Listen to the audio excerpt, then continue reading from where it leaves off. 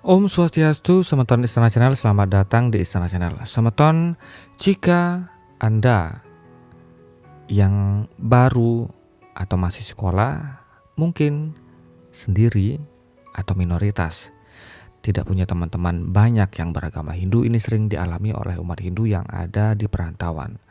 Jika Anda ditanya, kenapa umat Hindu menyembah pohon?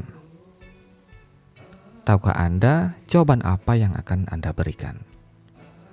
Nah, mengenai hal ini Semeton Istana Channel beberapa tulisan berusaha atau kita coba untuk kita rangkum agar teman-teman kita atau adik-adik mungkin tidak salah dalam memberikan jawaban. Yang pertama ada dicantumkan oleh akun Twitter Aremanita. Yang pertama, mungkin kita bisa mengatakannya dengan cara yang sederhana. Jika ada yang bertanya, kenapa kalian menyembah pohon besar yang berselimut? Seperti kita ketahui, di Bali terutama banyak pohon-pohon beringin yang diberikan kain putih hitam atau poleng. Dan jawaban apa yang akan kita berikan? Maka jawablah yang pertama, aku tidak menyembah pohon. Aku hanya mempersembahkan baktiku ke makhluk lain yang memberiku udara segar setiap hari. Bukankah Sang Maha Pencipta itu ada pada setiap makhluk hidup? Semeton pada Bima Sindu Sultra dituliskan,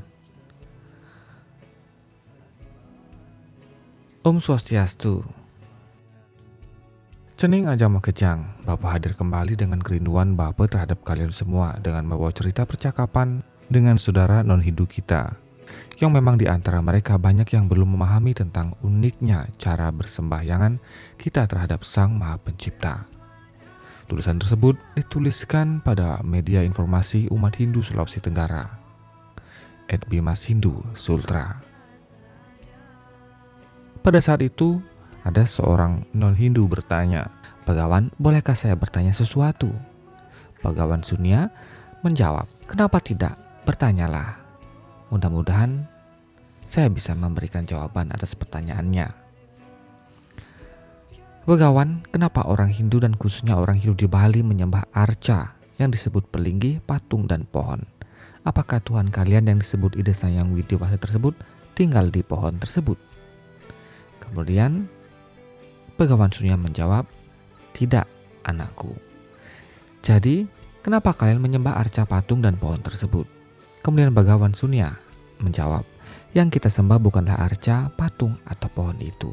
Lalu kalian menyembah apa? Kami menyembah Tuhan kami Ida Sayang Widiwasa. Jadi mengapa kalian menyembah arca, patung, dan pohon itu? Kata saudara muslim tersebut kembali bertanya.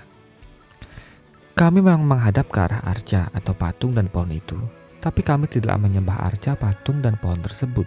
Kemudian bertanya lagi, bukankah nyata-nyata saya melihat kalian menyembah ke arah arca, patung, dan pohon itu? Kemudian Bagawan Sunya menjelaskan, saudara mungkin pernah menonton pertandingan sepak bola di TV. Bukan pernah lagi Bagawan, tapi sering. Jawabnya, kalian lihat TV-nya atau menonton pertandingan bolanya? Kemudian lihat pertandingan bolanya lah Bagawan, katanya. Di mana? Ya, di dalam TV lah Bagawan.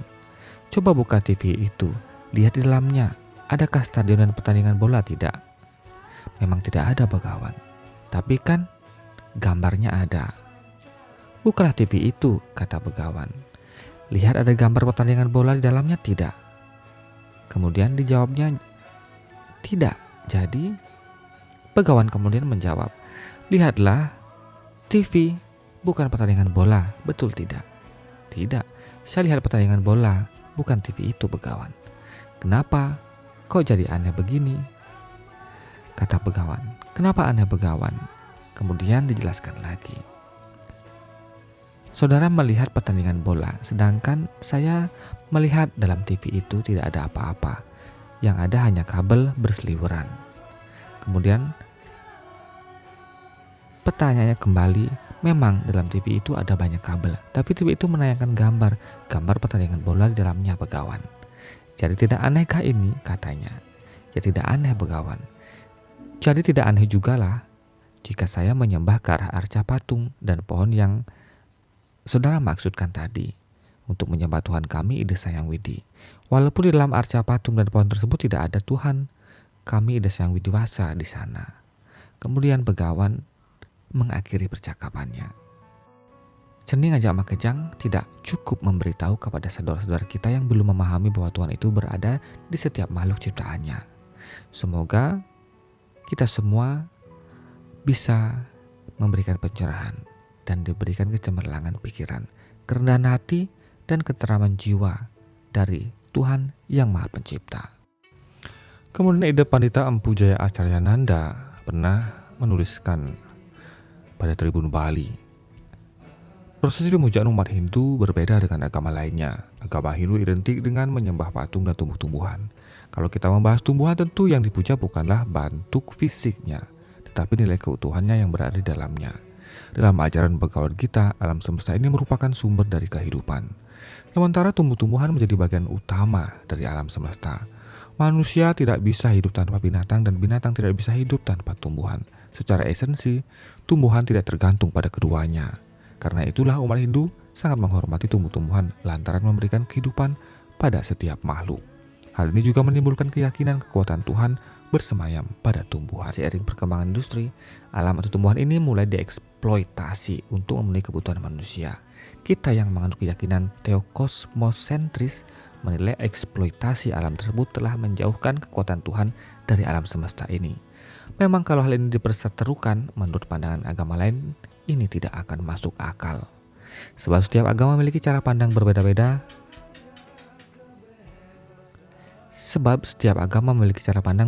Dalam memandang Tuhan. Kita meyakini Tuhan berada dalam setiap makhluk ciptaannya. Hal ini pula yang menjadi latar belakang ajaran yoga. Tujuan yoga ini tiada lain ialah untuk menghidupkan jiwa ketuhanan dalam diri kita. Bagi umat agama lain yang berpandangan Tuhan berada di luar diri manusia, tentu menilai keyakinan kita itu nyeleneh.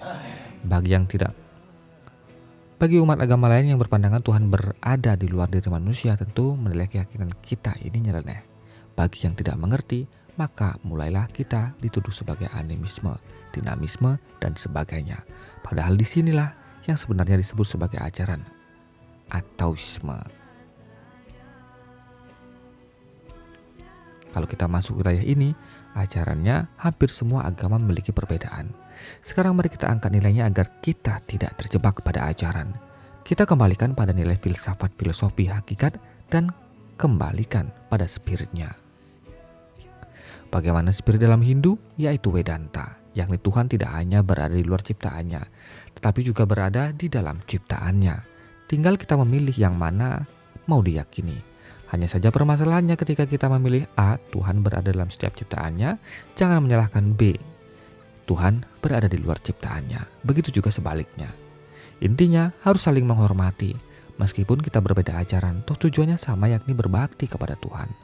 Kalau hal ini tidak dipegang teguh, maka akan menimbulkan perpecahan antara penganut agama yang satu dengan lainnya.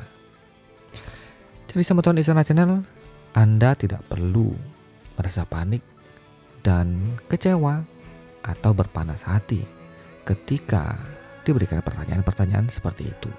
Berusahalah untuk memberikan penjelasan dengan tenang. Dan juga bagi Anda yang non-Hindu,